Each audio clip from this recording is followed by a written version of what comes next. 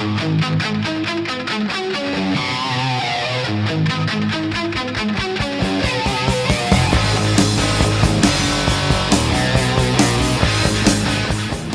Rhino back with another exciting PSA reveal video. Thanks to all of my subscribers for the wonderful comments. I really appreciate it, and so let's get started.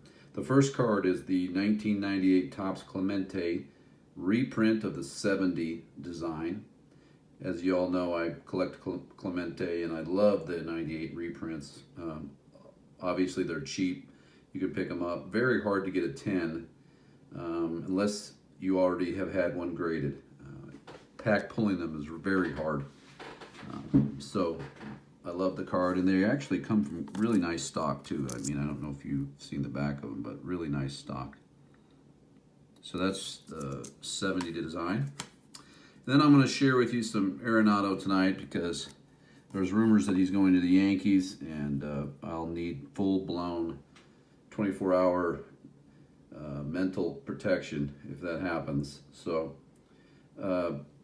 here is the 2018 Topps Gold Label PSA 10 Class 2.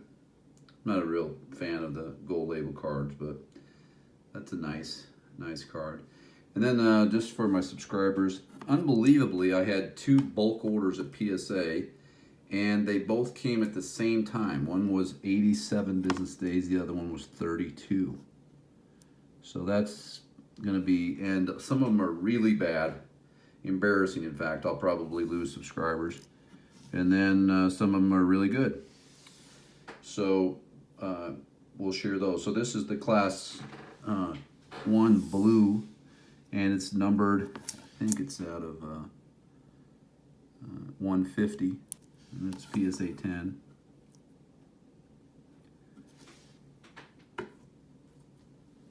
Another Arenado card, I'll just show this one. Landscapes are hard. That's your Topps Chrome Update Arenado, who has 6 gold gloves in the 6 years he's played, just in case you need to know. I've also learned a lot about PSA, and I'm curious what other people think, but PSA, here's a Pete Rose 84 Donruss. I mean a mint 9. I don't know if anybody pulls Donruss 84, but that is a tough pull.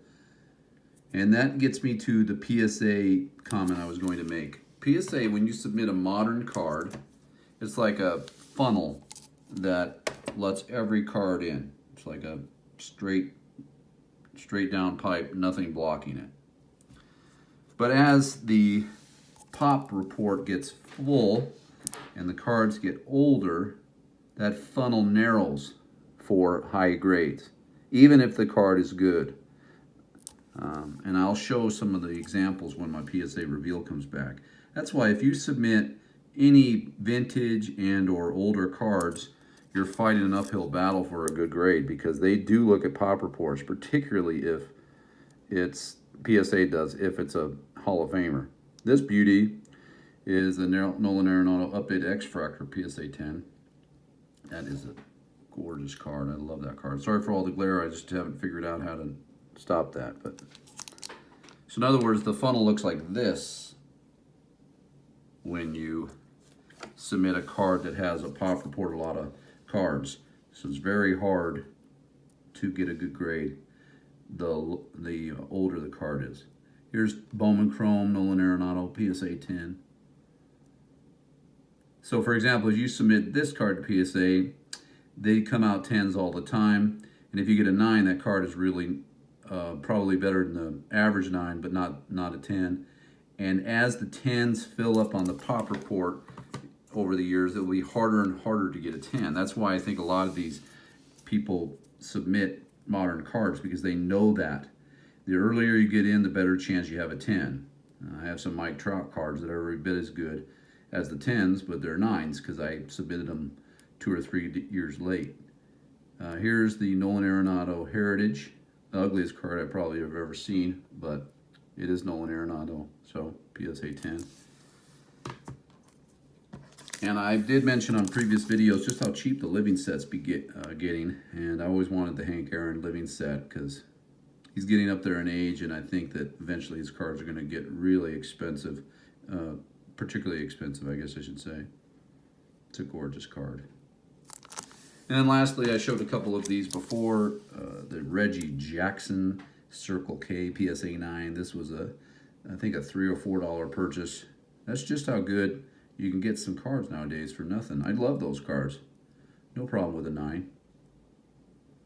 All right, everybody, enjoy your day. Thanks so much for all you do for my channel. Take care.